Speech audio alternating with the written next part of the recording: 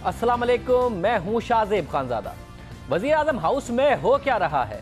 Don leagues के मामले को लेकर हुकूमत खुद नाराज है या किसी की नाराजी दूर नहीं कर पा रही? कभी वजीर इत्तलात कहती हैं कि 24 से 48 घंटे में रिपोर्ट आ जाएगी, इस बात को 5 दिन गुजर जाते हैं।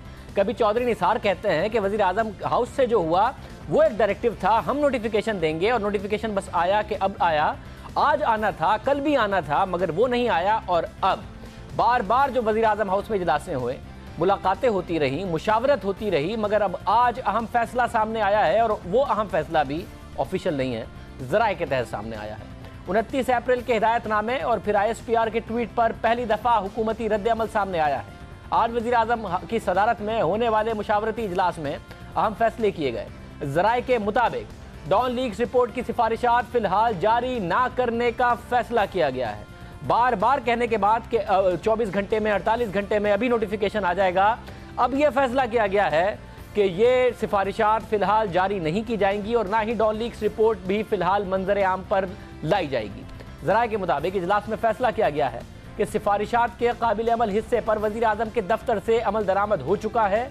ये अमल दरामद रिपोर्ट के पैरा 18 में दी गई सिफारिशात पर एक्शन की सूरत में किया गया। सिफारिशात पर अमल दरामद के दौरान फैसला मुस्तरद करने के ट्वीट पर तहफ़्फ़ुज़ात का इज़हार किया गया। ज़राए के मुताबिक वज़ीर आज़म ट्वीट के मामले पर मायूस हुए। वज़ीर आज़म खुद मायूस हुए। वो ट्वीट जिसका इतने अरसे तक जिक्र रहा, मुजरा आके ज़रूर कहते रहे कि नहीं होना चाहिए था, ज़्यादती हो गई, अब बाकायदा तौर पर यह खबर आई है ज़राए से कि वज़ीर आज़म बड़े मायूस हुए कि उनका डायरेक्टिव मुस्तरद किया DG ISPR ने, और ये भी कहा गया कि अगर किसी को तहफ़्फ़ुज़ात हैं तो हुकूमत को आगाह किया जाए। इजलास ने इज़हार इत्मीनान किया कि तमाम सिफारिशात पर मिनोअन अमल किया गया, कोई ऐसा नुक्ता नहीं जिस पर अमल नहीं हुआ। अगर किसी मज़ीद सिफारिश पर अमल दरामद की ज़रूरत है तो बताया जाए। आइंदा 1-2 रोज़ में मुशावरती इजलास का एक और दौर होगा। ज़राए के मुताबिक आज का इजलास मुशावरती नोयत का था। आइंदा इजलास में मज़ीद लोगों को बुलाया जाएगा। ये भी इतलात हैं कि पाकिस्तान की अस्करी क़यादत से भी मुशावरत की जा सकती है और उसके बाद उस इजलास में उन्हें बुलाकर और उसके बाद फैसला किया जा सकता है। कुछ देर पहले नुमाइंदा जियो न्यूज़ आसिफ अली भट्टी इस हवाले से तफसीलात भी दे रहे थे और ये सारी बातें भी कर रहे थे। अब ये अहम पेशरफ्त है। मुशावरत का अमल गुज़िश्ता कई दिनों से जारी था और अब ये हुआ है। सैयद तलत हुसैन साहब हमारे साथ मौजूद हैं। साहब बहुत शुक्रिया। तो साहब ये क्या हुआ अचानक कि बार बार कहा जा रहा था 24 घंटे 48 घंटे, अब आई रिपोर्ट कि अब आई और वज़ीर आज़म ने फैसला किया कि नहीं इसको रिलीज करना, क्या वजह हो गई? इसकी बुनियादी वजह तो ये है शाहजेब के 3 किस्म की आरा इस वक्त वज़ीर आज़म हाउस में आपको नज़र आती हैं। एक राय वज़ीर आज़म हाउस में ये पाई जाती है और कवी राय है कि हमें जो काम करना था वो हमने कर दिया, सिफारिशात के ऊपर अमल दरामद करना था वो हमने कर दिया, जिन लोगों को हमने फारिग करना था वो हमने कर दिया, लिहाजा हमें इससे आगे जाकर कुछ ख़ास काम करने की ज़रूरत नहीं है। हमारी जो अस्करी क़यादत के साथ अंडरस्टैंडिंग थी वो रिपोर्ट की रिलीज़ के बारे में नहीं थी, वो रिपोर्ट की सिफारिशात के ऊपर अमल दरामद के बारे में थी जो हमने कर दी हैं। इससे ज़्यादा अगर हम कुछ इस वक्त काम करेंगे, यानी रिपोर्ट को रिलीज़ करेंगे, तो लगेगा यूँ कि हम बिल्कुल ही नीचे लग गए हैं और अस्करी क़यादत को खुश करने की कोशिश कर रहे हैं। तो एक राय तो ये है जो मुझे लगता है आज के दिन ये राय प्रिवेल कर गई। दूसरी राय ये है कि हमें रिपोर्ट रिलीज़ कर देनी चाहिए, लेकिन पार्शली रिलीज़ करनी चाहिए, यानी उसके बाज़ हिस्से आप रिलीज़ करें। और रिलीज़ का तरीका जो था आज के दिन में ये तय पाया था कि चौधरी निसार अली खान ने नादरा के ऑफिस जाना था, हमें बताया गया। उस ऑफिस में जाके उन्होंने एक प्रेस कॉन्फ्रेंस करनी थी। प्रेस कॉन्फ्रेंस में कुछ उन पर सवाल होने थे। सवालों के जवाब में अगर मौका बनता तो वो बताते कि हम ये हिस्से रिलीज़ कर रहे हैं, नोटिफिकेशन के अंदर वो आपको मंदरजात मिल जाएंगे जिनकी आपको तलाश है। तो ये राय ज़ाहिर है आज हावी नहीं हुई। तीसरी राय ये है कि हमें ऑपोजिशन की तरफ से जो हम पर अटैक आ रहा है उसको भी सामने रखना चाहिए कि ऑपोजिशन इन मंदरजात की अगर रिपोर्ट रिलीज़ होती है तशरीह क्या करेगी, क्या इससे हम पर दबाव बढ़ेगा या नहीं, वो भी एक राय मौजूद है। लेकिन आज मुझे लगता है पहली वाली राय जो है होगी। अच्छा, मगर क्या इसमें भी कोई 2 कैंप हैं वज़ीर आज़म हाउस में या फिर नून लीग में?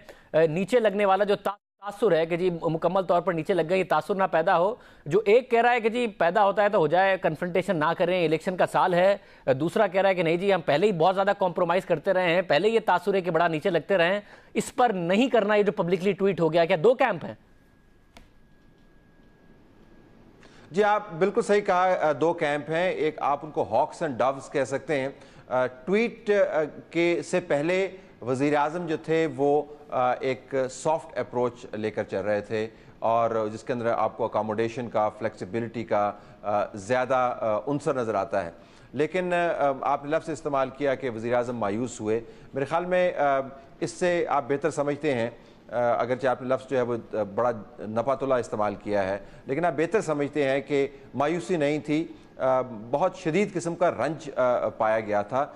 وزیر اعظم کا خیال ہے کہ انہوں نے باوجود اس کے کہ رپورٹ کے اندر براہ راست کوئی ثبوت موجود نہیں ہے کہ کس شخص نے یہ ڈان لیکس کا مواد فراہم کیا، اور تمام کا تمام جو ہے وہ اینیکڈوٹل یا سرکمسٹینشل ایویڈنس ہے، جس میں یہ 2+2=4 کیا گیا کہ اس کے ساتھ میٹنگ ہوئی، اس نے اس کے ساتھ اتنی زیادہ بات کی، لہٰذا ہم یہ سمجھتے ہیں کہ یہ اس سٹوری کا آتھر جو ہے یہ فلاں آدمی ہے۔ اس کے باوجود کہ کوئی حتمی نتیجہ وزیر اعظم کی تشریح کے مطابق نہیں تھا، دو ان کے جو قریبی ساتھی ہیں ان کو قربانی دینی پڑی۔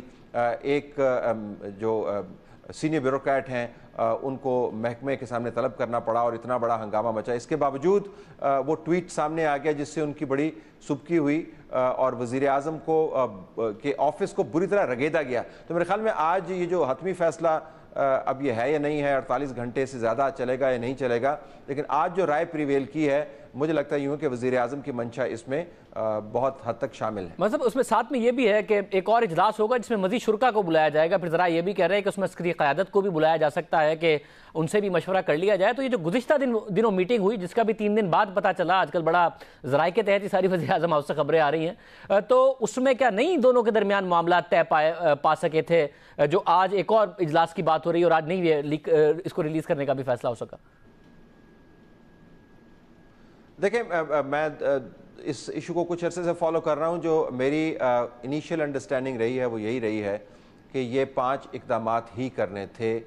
طارق فاطمی صاحب کو عہدے سے علیحدہ کرنا تھا، جو پرویز رشید صاحب ہیں ان کو عہدے سے علیحدہ رکھنا تھا، جو راؤ تحسین ہیں ان کی محکمانہ طلبی اور تحقیقات ہونی تھیں، کسی صحافی کے اوپر جرمانے کی بات نہیں کرنی تھی، میڈیا ہاؤس کا معاملہ جو ہے وہ جو ادارتی ادارہ ہے اجتماعی اس کے حوالے کرنا تھا، وغیرہ وغیرہ۔ کہیں پر بھی مجھے یہ خبر نہیں ملی تھی جب سے میں فالو کر رہا ہوں کہ رپورٹ کو مکمل طور پر ریلیز کرنا ہے، لیکن اب لگتا یوں ہے کہ ٹویٹ کے بعد رپورٹ کی ریلیز جو ہے وہ بہت بڑا ایشو بن گئی ہے۔ دیکھیں، عسکری ذرائع کی طرف سے بھی مکمل طور پر خاموشی ہے۔ اس ٹویٹ کے بعد یہ واضح نہیں کیا گیا کہ عسکری ذرائع کن چیزوں پر نالاں تھے، وہ نامکمل اس کو کیوں کہہ رہے تھے، کس ایگریمنٹ کے تحت یہ بات کی گئی۔ تو ایک ٹویٹ سے تو کوئی چیز واضح نہیں ہوتی اور اسپیکولیشن کے دروازے کھل جاتے ہیں۔ میرے خیال میں جو وزیر اعظم کی اور چیف آرمی اسٹاف کی ملاقات ہوئی، وہ اگر آپ اس کو پلیزنٹ نہ بھی کہیں تو ان پلیزنٹ کم از کم نہیں تھی۔ اس میں ہمیں یہ بتایا گیا کہ وزیر اعظم نے یہی کہا کہ وہ تمام اقدامات ہم کریں گے اور کیے ہیں جس کا ہم نے وعدہ کیا تھا۔ اس سے زیادہ وزیر اعظم نے کمٹ نہیں کیا۔ اب کیا عسکری قیادت اس سے زیادہ کی توقع لے کے ابھی بھی بیٹھی ہوئی ہے، اس کے بارے میں ہمارے پاس کوئی خبر نہیں ہے، کیونکہ وہاں پر مکمل طور پر خاموشی ہے۔ بہت شکریہ طلعت حسین صاحب ہمارے ساتھ موجود تھے۔ اب کس کروٹ بیٹھے، کون سا ایسا جو دو اگر ہیں گروہ نون لیگ میں وہ ڈومینیٹ کرے گا؟ کیا میاں نواز شریف صاحب ذرا پیچھے ہٹ کے، اور پبلکلی ٹویٹ کے حوالے سے پرائم منسٹر ہاؤس کی طرف سے کوئی بات آئی نہیں ہے، آفیشیلی کوئی بات آئی نہیں ہے، کیا اس میں معاملہ ہوگا؟ 2 دن بعد اجلاس ہوگا، اس میں عسکری قیادت شرکت کرے گی نہیں کرے گی، دونوں طرف سے اطمینان ہوگا نہیں ہوگا، اس وقت مکمل طور پر نظر آ رہا ہے کہ فیصلہ نہیں ہو پا رہا۔ خود وزراء کہتے رہتے ہیں 24 گھنٹے 48 گھنٹے۔ پچھلے ہفتے ہمارے ساتھ سعد رفیق صاحب موجود تھے اور انہوں نے کہا تھا کہ میری معلومات کے مطابق مسئلہ حل ہو گیا ہے۔ 2 دن بعد پتہ چلا کہ جس وقت سعد رفیق صاحب ہمارے ساتھ موجود تھے اسی دن آرمی چیف اور وزیر اعظم کی ملاقات ہوئی تھی۔ تو اگر سعد رفیق صاحب کے بعد علم میں تھی تو کیا اس ملاقات میں بھی کوئی سولوشن نہیں ہو سکا؟ پھر آج میٹنگ، پھر مایوسی کا اظہار، جس کو طلعت حسین صاحب کہہ رہے ہیں کہ شدید رنج ان کو ہوا تھا اس ٹویٹ سے۔ یہ معاملہ کیسے ریزالو ہوگا؟ حکومت ابھی فیصلہ نہیں کرتی نظر آتی۔ پروگرام میں ایک بریک شامل کرتے ہیں، اس کو ہم خبر بات کریں گے۔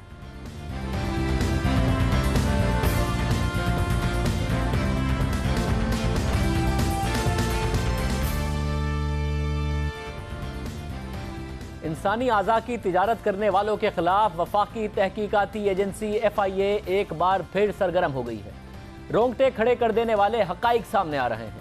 संग दिल डॉक्टर्स रंगे हाथों पकड़े गए हैं, जो आज़ा की तिजारत और पेवंदकारी कर रहे थे। गरीबों से चंद लाख रुपए में या चंद हजार रुपए में आज़ा लेके उसे बहुत सारे पैसों में बेच रहे थे, गरीबों के साथ जुल्म कर रहे थे। ये लोग जिन्हें इंसानियत की देखभाल करनी है वो ये सब कर रहे थे। आज़ा की फ़रोख्त पाकिस्तान ही में नहीं बल्कि खलीजी ममालिक में भी ये आज़ा बेचे जा रहे हैं। आज FIA ने गुजरावाला से इंसानी आज़ा की तिजारत में मुलव्विस गैंग से राब्ते के शुबे में एक और शख्स को हिरासत में ले लिया है, जो कि मुबैना तौर पर आज़ा की गैर कानूनी तिजारत करने वाले गिरोह के लिए मिडिल मैन का किरदार अदा करता है। आज कार्रवाई के दौरान FIA ने मुल्जिमान से 37 लाख रुपए भी बरामद किए हैं। इतवार के रोज FIA ने वफाकी वज़ीर दाखिला चौधरी निसार की हिदायत पर कार्रवाई का आगाज किया और लाहौर में आज़ा की गैर कानूनी तिजारत करने वालों के खिलाफ बड़ी कार्रवाई में ऐसे गिरोह को पकड़ा जो 2009 से यह घिनौना कारोबार कर रहा है। FIA का कहना है कि 6 लोगों को हिरासत में लिया गया है, जिसमें 2 डॉक्टर्स, पैरामेडिकल स्टाफ, एक लेडी हेल्थ वर्कर सुफिया बीबी और 2 अफराद वो हैं जिन्होंने पेवंदकारी कराई। पेवंदकारी करवाने वाले अफराद का ताल्लुक ओमान से है। कार्रवाई के दौरान FIA ने डॉक्टर फवाद मुमताज और डॉक्टर अल्तमश को गिरफ्तार किया। 2 पैरामेडिकल स्टाफ उमर दराज और मोहम्मद शहजाद हैं।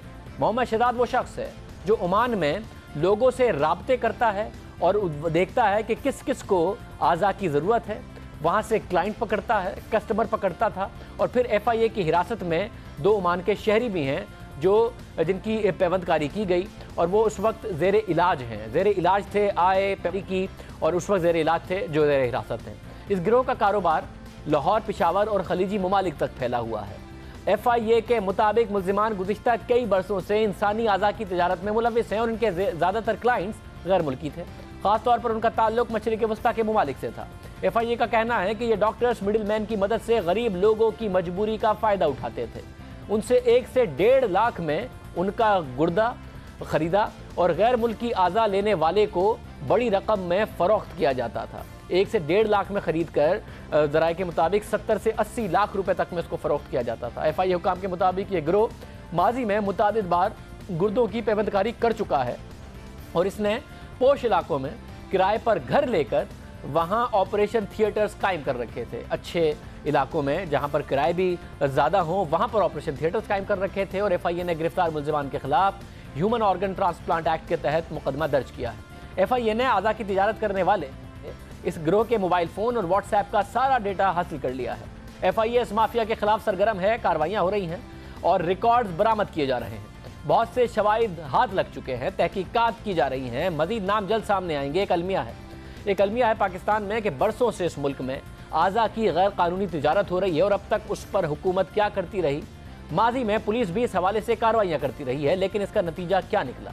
कई वाक़यात सामने आते रहे, मीडिया पर रिपोर्ट होते हैं, लेकिन फिर खामोशी क्यों छा जाती है? यहाँ बात सिर्फ आज़ा की खरीदो फरोख्त की नहीं है, बल्कि ऐसे वाक़यात भी सामने आए जिसमें लोगों को अगवा किया गया और गुर्दे हासिल करने के लिए उनकी जान ले ली गई। ऐसा माफिया कि अगवा करके जान ले ली गई। कोई विलिंगली नहीं बेच रहा था, अपनी गुर्बत के हाथों मजबूर होकर नहीं बेच रहा था, उसे अगवा किया गया, उनके गुर्दे निकाले गए।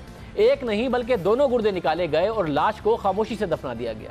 घर वाले परेशान हाल अपने को ढूंढते ही रह गए। जून 2014 को एक ऐसा ही वाक़या सामने आया जिसे हर सुनने वाला सुनकर कांप उठेगा। आज़ा की तिजारत करने वाले गिरोह ने डॉक्टर फवाद की सरबराही में एक 18 साल लड़के काशिफ को अगवा किया। उसके दोनों गुर्दे निकाल कर उसे पंजाब के इलाके भवाना में दफना दिया। काशिफ घर से लापता था, घर वाले ढूंढ रहे थे। काशिफ के घर वालों ने थाने में रिपोर्ट दर्ज कराई। पुलिस ने कार्रवाई के दौरान एक शख्स को गिरफ्तार किया जो काशिफ का मोबाइल इस्तेमाल कर रहा था। तहकीकात पर पता चला कि काशिफ की लाश लाहौर से भवाना के कब्रिस्तान लाई गई थी। वहां उसे दफनाते हुए इस शख्स को काशिफ का मोबाइल मिला और उसने वो रख लिया, यानी कि मोबाइल फ़ोन समेत उसको दफनाया जा रहा था। उसके दोनों गुर्दे निकाल कर और उस शख्स को जब ये मोबाइल मिला उसने रख लिया।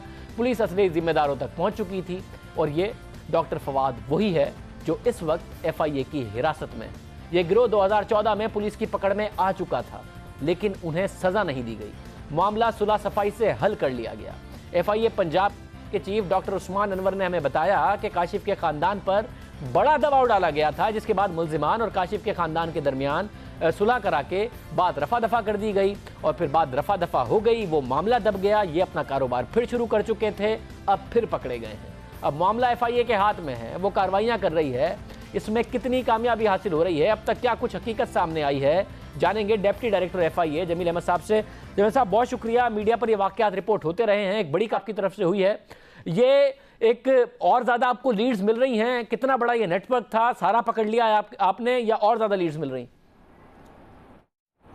خانزادہ صاحب بہت شکریہ کہ آپ نے اس موضوع پہ بات کرنے کا موقع دیا۔ یہ گروہ تقریباً آئیڈینٹیفائی ہو چکا ہے اور اس کے علاوہ بھی انڈیپینڈنٹ کیپیسٹی میں بہت سارے اس طرح کے ہینیس ریکٹ جو آپریٹ کر رہے ہیں پنجاب میں، صوبہ سرحد میں اور آزاد کشمیر میں، وہ بھی آئیڈینٹیفائی ہو چکے ہیں، اور وہ لوگ بھی آئیڈینٹیفائی ہو چکے ہیں جو کہ اس نیٹ ورک کا مڈل ایسٹ میں جو ایجنٹ ان کے موجود ہیں، اس میں کچھ پاکستانی ایجنٹس ہیں اور کچھ مڈل ایسٹ کے نیشنل ایجنٹس ہیں۔ تو یہ ایک آپ کہہ سکتے ہیں کہ کراس بارڈر جو ہے وہ ایک کرائم ہے اور انٹرنیشنل ریکٹ ہے جو ہینیس ریکٹ آپریٹ کر رہا ہے مڈل ایسٹ کے اندر اور پاکستان کے اندر۔ اب اس میں FIA، آپ نے حیرانگی ہوگی آپ کو کہ FIA نے یہ پہلا ہی ریڈ کیا، اور کیوں ابھی کیا، پہلے کیوں نہیں ہوا؟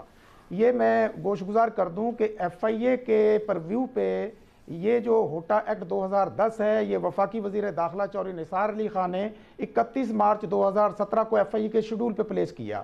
اس سے پہلے FIA کے شیڈول پہ یہ ایکٹ تھا نہیں، اور FIA کمپیٹنٹ نہیں تھی کہ وہ اس کی کاگنیزنس لے، انویسٹیگیٹ کرے اور پروسیکیوٹ کرے۔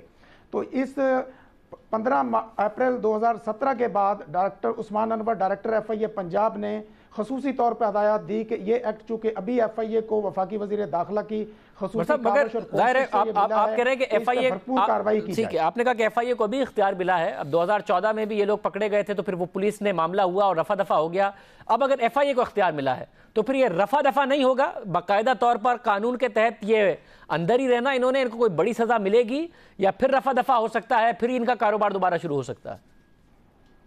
خانزادہ صاحب اس طرح کا معاملہ شاید آپ نے بھی اپنی پوری زندگی میں پہلی دفعہ دیکھا ہوگا کہ بڑے لائیو طریقے سے آپریشنل کنڈیشنز میں ڈونرز اور ریسیپینٹس، ڈاکٹرز، پیرامیڈکس اور ایجنٹ جو کہ ایک ہی چھت تلے اس گھناؤنے کاروبار کر رہے تھے، اور FIA نے اوپر سے ریڈ کیا، جس میں ایک کا گردہ نکال کے عامر نامی لڑکا جو کہ رکشہ ڈرائیور تھا اس کا گردہ نکال کے عیسیٰ نامی عمانی نیشنل کو ڈال چکے تھے۔ دوسرا جو ناہید اختر پاکستانی ننکانہ صاحب کی رہنے والی خاتون تھی، اس کا گردہ نکال چکے تھے اور انہوں نے منیرہ نامی عمانی خاتون میں ٹرانسپلانٹ کرنا تھا، لیکن ایکسیسو بلیڈنگ کی وجہ سے وہ نہیں ہو سکا تھا۔ اس موقع پر FIA کی ریڈنگ پارٹی کا جو پہلا دستہ تھا وہ وہاں پہ پہنچا، اور ہماری اولین کوشش تھی کہ کسی طرح سے یہ چاروں زندگیاں جو ہیں ان کو بچایا جا سکے، چونکہ وہ ایک سلاٹر ہاؤس کا منظر پیش کر رہے تھے۔ اگرچہ وہ پوش علاقہ تھا لیکن ایک ڈرائنگ روم کے اندر operation theatre, so called operation theatre تھا۔ تو اولین جو ذمہ داری FIA نے ادا کی، اور صوبائی جو محکمہ صحت تھا ان کے تعاون اور ان کی معاونت سے الحمدللہ ہم بڑے مطمئن ہیں کہ ہم نے چاروں نیم مردہ حالت میں ڈونرز کو، ریسیپینٹس کو ہم نے میو ہاسپٹل کی یورولوجی وارڈ میں پہنچایا، اور آج اللہ کا شکر ہے، اطمینان کا مقام ہے کہ وہ روبہ صحت ہیں اور آؤٹ آف ڈینجر ہیں۔ یہ تو دوبارہ نہیں رہا ہو کہ دوبارہ اس کاروبار میں ملوث ہو جائیں، اگر FIA کو اختیارات ملے ہیں تو سزائیں بھی ایسی ہیں قانون کے تحت کہ اب یہ باہر آ کے اس گھناؤنے کام میں دوبارہ نہیں پڑ رہے ہوں گے۔ جی میں وہی عرض کر رہا ہوں کہ ہم نے جب یہ ریڈ کیا تو اس کے بعد آپ دیکھیں کہ ہم نے وہیں پہ جو ٹیکنیکل لوگ ہیں، جو فورنزک ایکسپرٹ ہیں، پنجاب فورنزک سائنس ایجنسی، ان کو امیجیٹلی ہم نے بلایا کہ جو کرائم سین میں جو لوتھڑے خون کے پڑے ہوئے ہیں، خون آلودہ وہاں پہ کپڑے پڑے ہوئے ہیں، تاکہ وہ اس کو سیکیور کریں، ان کو پراپرلی سیکیور کروایا، اور اس کی تاکہ DNA میچ ہو سکیں اور ان کا کراس میچ ہو سکے، ٹیشوز میچنگ ہو سکے۔ اس کے بعد ہم نے اسپیشلائزڈ ڈاکٹرز کو بلا کے ان کو شفٹ کیا۔ یہ 2-3 طرح کی جو ڈیجیٹل اور جو فورنزک ایویڈنس ہے، یہ بڑی سائنٹیفک بنیادوں پہ ہم نے سیکیور بھی کروائی ہے اور اس کو پروکیور بھی کیا ہے۔ باقی جو سرکمسٹینشل ایویڈنس ہے وہ آپ کے سامنے ہے۔ پھر آپ کے پروگرام کے توسط سے یہ جو پیغام عوام الناس تک پہنچا ہے، اس کا بڑا فائدہ ہو رہا ہے کہ جو لواحقین 2014 میں جو وکٹم بنے، جو دوران آپریشن انتقال کر گئے، چونکہ یہ لوگ اپنی رسپیکٹو اسپیشلٹی کے اسپیشلائزڈ ڈگری ہولڈر نہیں ہیں۔ یہ ڈاکٹر فواد ممتاز خان یہ پلاسٹک سرجن ہے، نہ یورولوجسٹ ہے اور نہ ہی نیفرولوجسٹ ہے۔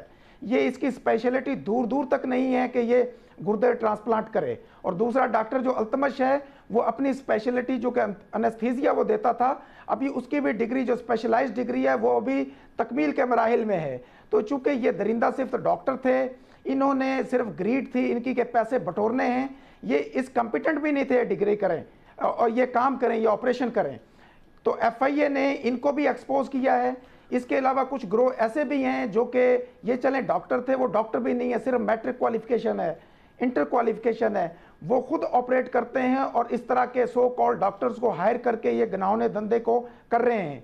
तो ये पूरा का पूरा जो रैकेट ऑपरेट हो रहा है पंजाब में बिलखसूस, आज़ाद कश्मीर में बिलखसूस और सूबा सरहद में बिलखसूस और बाकी दोनों सूबों में बिलअमूम, FIA ने बखूबी और बड़ी कामयाबी के साथ उनको आइडेंटिफाई कर लिया है। बहुत शुक्रिया जमील अहमद खान साहब, ज़ाहिर है बड़ी अहम है और कामयाब FIA की ये कार्रवाई हुई है।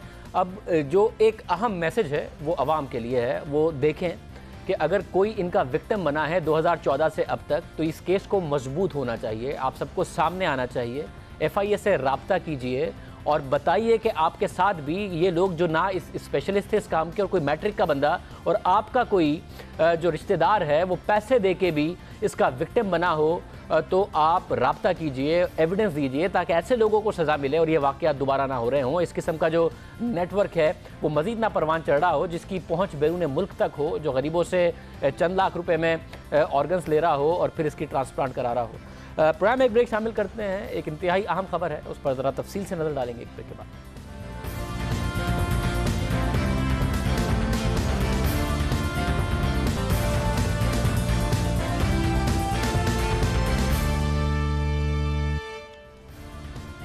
गुज़िश्ता दिनों चीफ जस्टिस साकिब निसार की जानिब से सियासी मामलात अदालत में लाने से मुताल्लिक अहम रिमार्क सामने आए थे। 4 मई को इमरान खान नाअहली केस की समाअत में उन्होंने कहा था कि अमेरिका का एक पुराना नज़रिया है कि सियासी गंद को अदलिया की लॉन्ड्री में नहीं धोना चाहिए ताकि इदारे की साख खराब ना हो। लेकिन साथ उन्होंने ये भी कहा था कि क्योंकि अब ये मामलात अदालत में आ चुके, हम इन्हें मुनासिब तरीके से लेकर चलेंगे।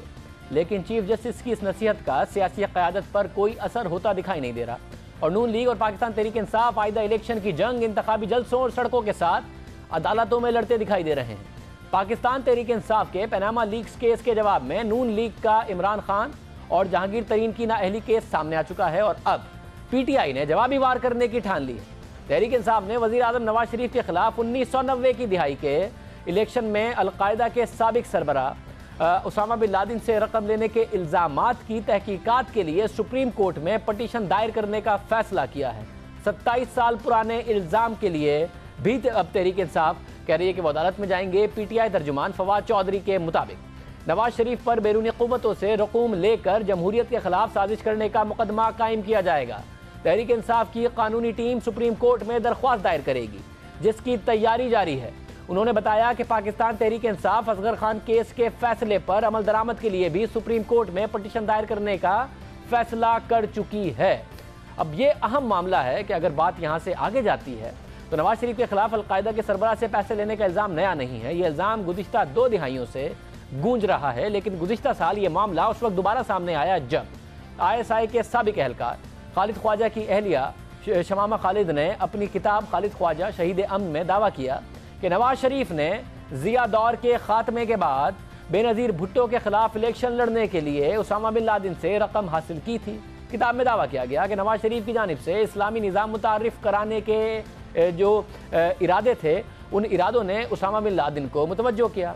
उन्होंने लिखा कि अलकायदा के सरबराह ने नवाज शरीफ को भारी फंड्स जारी किए, लेकिन हुकूमत में आने के बाद वो अपने वादों से मुकर गए थे। ये इल्ज़ामात माजी में भी लग चुके हैं, लेकिन आज तक साबित कुछ हुआ नहीं, तहकीकात भी नहीं हुई और अब पाकिस्तान तहरीक इंसाफ 2017 के इलेक्शन से पहले 1990 के इंतखाबात के इस इल्ज़ाम को भी जिंदा करने जा रही है 2018 के इंतखाबात से पहले 2017 में। इसी तरह असगर खान केस के फैसले पर अमल दरामद के लिए भी पाकिस्तान तहरीक इंसाफ अदालत जाने की तैयारी कर रही है। Supreme court Asghar Khan case में अक्टूबर 2012 में फैसला दे चुकी है।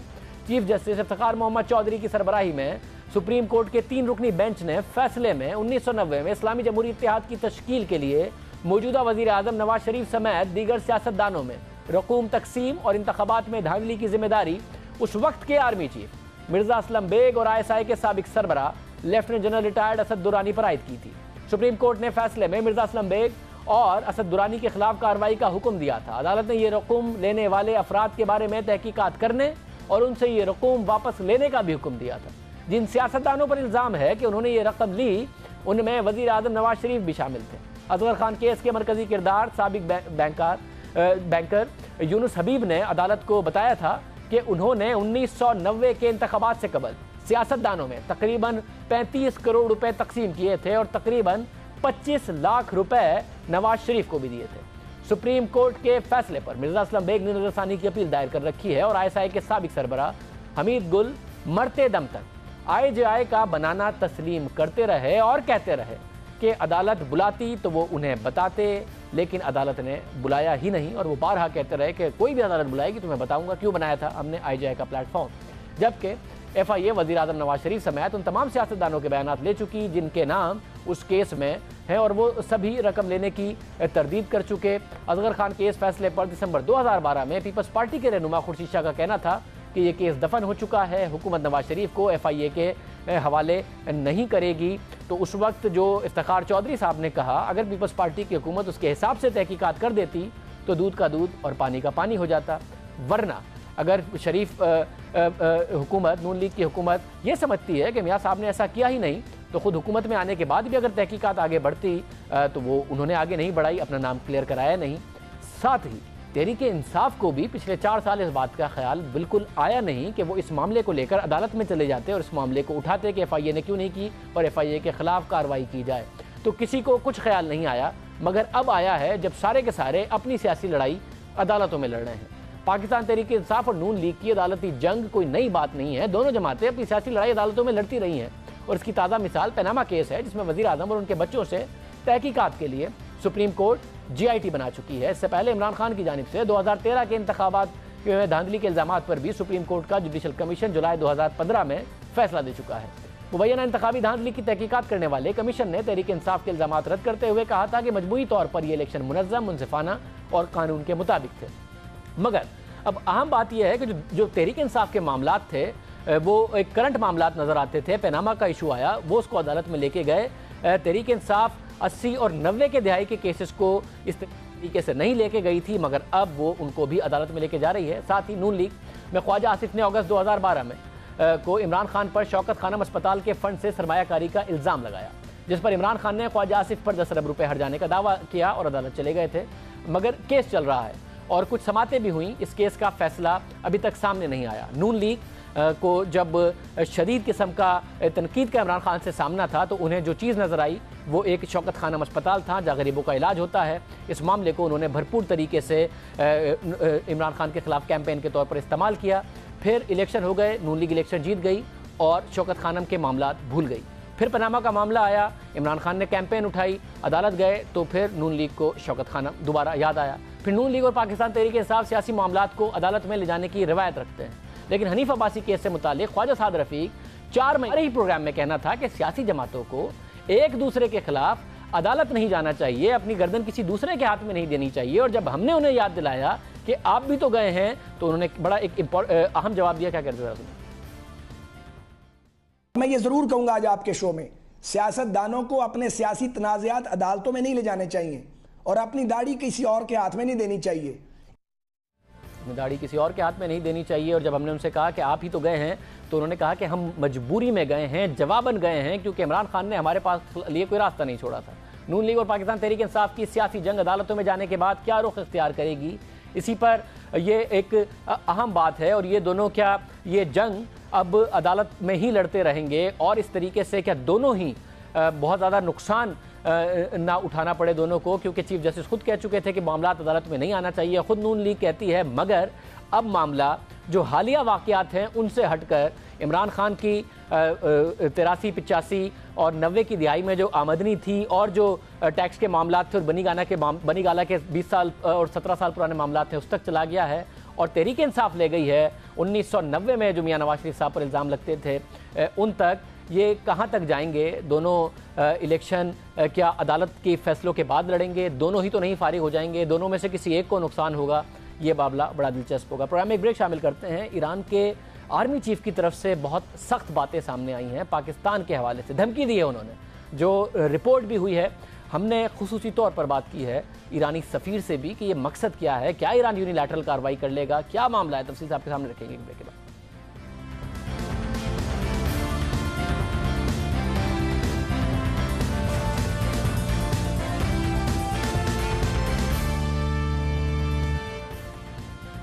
پاکستان کو مشرقی سرحد سے تو مسائل کا سامنا رہتا ہی ہے، وہاں سے دھمکیاں، فائرنگ کا تبادلہ، کشیدگی بھی معمول کی بات ہے، لیکن اس مرتبہ اس تمام صورتحال کا سامنا پاکستان کو مغربی سرحد کی جانب سے ہے۔ افغانستان کے ساتھ جو تعلقات ہیں وہ گزشتہ ایک ہفتے سے رپورٹس کا حصہ ہیں، ہیڈ لائنز کا حصہ ہیں، مگر ایران کے ساتھ بھی اب معاملات خراب نظر آتے ہیں۔ پاکستان کے حالات میں کچھ کشیدگی کا عنصر نمایاں نظر آ رہا ہے۔ افغانستان کے ساتھ تو گزشتہ 5 روز سے ہم جیسا کہ بتا رہے ہیں کہ معاملات خراب تھے، لیکن صورتحال میں ایرانی فوجی سربراہ کا بیان سامنے آیا، اور ایک سخت بیان جس کی توقع شاید اس وقت نہیں کی جا رہی تھی۔ یہ آج سارا دن رپورٹ ہوتا رہا، اس کی کوئی کلیریفیکیشن نہیں آئی، اور ایرانی فوج کے چیف آف اسٹاف جنرل محمد حسین باقری نے کہا تھا کہ پاکستان کو اپنی سرزمین پر دہشت گردوں کے ٹھکانوں کو ختم کرنا چاہیے، اگر حملے جاری رہے تو دہشت گردوں کی پناہ گاہوں کو نشانہ بنایا جائے گا اور انہیں تباہ کر دیا جائے گا، چاہے وہ کہیں بھی ہوں۔ اب ایرانی فوج کے چیف آف اسٹاف کے بیان پر آج پاکستان نے ایرانی سفیر سے احتجاج کیا۔ دفتر خارجہ کے مطابق ایرانی سفیر مہدی نردوس کو پاکستان کی جانب سے کہا گیا کہ ایرانی فوج کے سربراہ کی جانب سے ایسے بیانات دونوں ممالک کے برادرانہ تعلقات کی روح کے منافی ہیں۔ دفتر خارجہ کا کہنا تھا کہ حالیہ اعلیٰ سطح کے وفود کے تبادلوں میں دونوں ممالک کے درمیان تعلقات مضبوط ہوئے۔ ایرانی وزیر خارجہ جواد ظریف کے حالیہ دورہ پاکستان کے دوران بارڈر کے حوالے سے امور کو حل کرنے پر اتفاق کیا گیا۔ ایرانی فوج کے سربراہ کا بیان ایسے وقت میں آیا جب کچھ روز پہلے ہی ایرانی وزیر خارجہ جواد ظریف پاکستان کا دورہ کر کے گئے، اور یہ اس واقعے کے بعد کر کے گئے جس واقعے کے ریسپانس میں ایرانی آرمی چیف کی طرف سے بیان سامنے آیا ہے۔ تو خود جب جواد ظریف صاحب پاکستان آئے، پاکستان کے سول اور عسکری قیادت سے ملاقات کی، خوشگوار اور دوستانہ ماحول میں ہوئی، تو اس کے بعد اس قسم کا بیان کیوں دیا گیا؟ اس سے پہلے کلبھوشن کا معاملہ ہو یا عزیر بلوچ کی گرفتاری، دونوں کے سلسلوں کے شواہد اور بیانات ایران سے جڑنے کے باوجود پاکستان کی جانب سے ایران پر الزام تراشی یا کسی قسم کے سخت بیان سے گریز کیا گیا۔ مگر اس سب کے باوجود ایرانی فوجی سربراہ کا سخت بیان سامنے آیا۔ آپ کو یاد دلا دیں کہ اس سے پہلے بھی 2014 میں ایران نے دھمکی دی تھی کہ وہ جیش العدل کی جانب سے اغوا کیے جانے والے ایرانی گارڈز کی بازیابی کے لیے اپنے فوجی دستے بھیجے گا۔ اس وقت پاکستان نے کہا تھا کہ اگر ایران نے ایسا کیا تو یہ بین الاقوامی قوانین کی خلاف ورزی ہوگی۔ اب ایک طرف یہ صورتحال ہے جو نظر آ رہی ہے، ایران پاکستان سے خوش نظر نہیں آتا۔ ایک پرانا واقعہ جس کے بعد خود ان کے وزیر خارجہ پاکستان آئے، ایک اچھے ماحول میں گفتگو ہوئی، بارڈر پر جو دونوں کے گارڈز ہیں اس کے کس طریقے سے ایک ہاٹ لائن ڈیولپ کی جائے اور معاملات بہتر کیے جائیں، اس پر بھی بات ہوئی۔ پھر اس پرانے واقعے کے اوپر اچانک آرمی چیف کا بیان آنا، ہم نے بات کی، ایک تفصیلی انٹرویو کیا ہے ہز ایکسیلنسی مہدی نردوس سے، جو کہ ایرانی سفیر ہیں پاکستان میں۔ آج انہیں دفتر خارجہ طلب بھی کیا گیا تھا، پروٹیسٹ بھی کیا گیا تھا، اور ان سے ہم نے جب یہ ساری باتیں کی تو ایک تو پہلی بات انہوں نے کہی کہ جو ایرانی آرمی چیف ہیں ان کا جو بیان ہے وہ آؤٹ آف کانٹیکسٹ رپورٹ ہوا ہے۔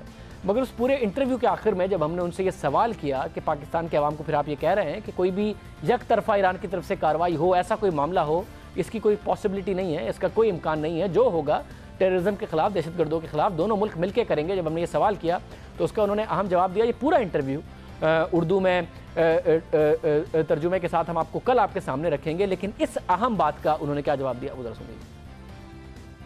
So you are just telling the people of Pakistan that there is no possibility, there is a possibility that Iran and Pakistan will collaborate and cooperate against terrorism, but there is no possibility that Iranian forces will be coming inside Pakistan's border, will be doing operations inside Pakistan's border. There is no threat like that. So there is no possibility. My brother, be sure about it. Everything is under the negotiation between two sides. Be sure about it. No factor, nobody, no terrorist groups can determine the relation between the countries. And also be sure about it. Everything is under control, and the both side authorities of the two countries, they are in touch with each other, and so I'm sure that they can solve, because it is common concern, and any proper decision will made by two sides together. ہم نے کہا کہ ساتھ مل کے ہوگا جو ہوگا، اور تھریٹ کے حوالے سے انہوں نے بھی کہا کہ آؤٹ آف کانٹیکسٹ ہے، ایسی کوئی بات نہیں ہے۔ تفصیلی انٹرویو کہ پاکستان ایران کے درمیان جو معاملات چل رہے ہیں، پھر کلبھوشن اور دوسرے معاملات میں پاکستان نے کبھی آواز نہیں اٹھائی، یہ سارے سوال ہم نے ان کے سامنے رکھے، جس کو آپ کل دیکھیں گے۔ دوسری جانب پاکستان کو اسی مغربی سرحد پر دوسرے پڑوسی یعنی افغانستان کے ساتھ بھی تعلقات کچھ اچھے نہیں چل رہے۔ گزشتہ 5 روز کے دوران پاکستان اور افغانستان کے درمیان صورتحال شدید تناؤ کا شکار ہے، تاہم اب سرحدی اور سفارتی دونوں سطح پر मुसलसल बढ़ने वाली कशीदगी कम अज़ कम अब रुक गई है। आज मुशीर खारजा सरताज अजीज़ ने अफगान सफ़ीर उमर ज़कीवाल से मुलाकात की और मुलाकात में मुशीर खारजा ने अफगान सफ़ीर को पाकिस्तान के तहफ़्फ़ुज़ात से आगाह किया, जबकि अफगान सफ़ीर ने भी अपनी तरफ के तहफ़्फ़ुज़ात बयान किए। दूसरी जानिब ज़राए के मुताबिक वज़ारत तिजारत ने पाक अफगान ज़मीनी तिजारत बहाल करने के लिए इक़दाम शुरू कर दिए हैं और वज़ीर तिजारत खुर्रम दस्तगीर ने अफगान मनसब को ख़त लिखा है, जिसमें अफगान वज़ीर तिजारत को रवां माह पाकिस्तान में होने वाली ECO समिट में शिरकत की दावत भी दी गई है। ज़राए के मुताबिक अब तक उनका जो जवाब है इस खत का वो मौसूल नहीं हुआ है। सिफारती सतह के साथ सरहदी सतह पर भी सूरत हाल में बढ़ती कशीदगी में कमी आई है और आज पाकिस्तानी हुकाम ने हमदर्दी की बुनियाद पर चमन बॉर्डर से बीमार अफगान शहरियों को सफरी दस्तावेज़ात दिखाकर वापस जाने की इजाज़त दे दी। अलबत्ता बाकी सरगर्मियों के लिए बाब दोस्ती बंद रहा। चमन में मरदमशुमारी पर मुतनाज़ा बनने वाले दोनों देहातों का सर्वे मुकम्मल कर लिया गया है और पाकिस्तान और अफगानिस्तान की टीमों ने अपनी अपनी रिपोर्ट अपनी अपनी हुकूमतों को भिजवा दी है। सरहद के दूसरी जानिब से भी गुज़िश्ता कुछ दिनों से आने वाले सख्त बयानात के बाद अब लबो-लहजे में नरमी नजर आई। गुज़िश्ता रोज़ Afghan chief executive doctor Abdullah ने सहाफ़ियों से बातचीत में कहा कि पाकिस्तान को गैर मुस्तहकम करने की ना सलाहियत है ना इरादा है। अफगान चीफ एग्जीक्यूटिव का मजीद कहना था कि जो पाकिस्तान को नुकसान पहुँचाएगा वो हमें नुकसान पहुँचाएगा। अफगान मुफाहमती अमल के लिए पाकिस्तान से ज़्यादा कोई मुल्क किरदार अदा नहीं कर सकता और उनका कहना था कि वो पाकिस्तान के साथ बाहिमी ताल्लुकात की मौजूदा सूरत हाल से मुतमईन नहीं। साथ ही उन्होंने एतराफ़ किया कि तहरीक तालिबान पाकिस्तान की अफगानिस्तान में मौजूदगी एक हकीकत है। तो नज़र आ रहा है कि बढ़ती कशीदगी कम होगी। अहम बात है कि ईरानी सफ़ीर ने भी आके कहा कि आउट ऑफ कॉन्टेक्स्ट बयान था और कोई ऐसी पॉसिबिलिटी नहीं है कि ईरान पाकिस्तान की सरहदों में घुसकर कोई कार्रवाई कर रहा हो, जैसा कि धमकी दी गई या जैसा कि वो रिपोर्ट की गई। आज के प्रोग्राम में इतना ही। आपसे कल के प्रोग्राम में मुलाकात होगी। अल्लाह हाफ़िज़।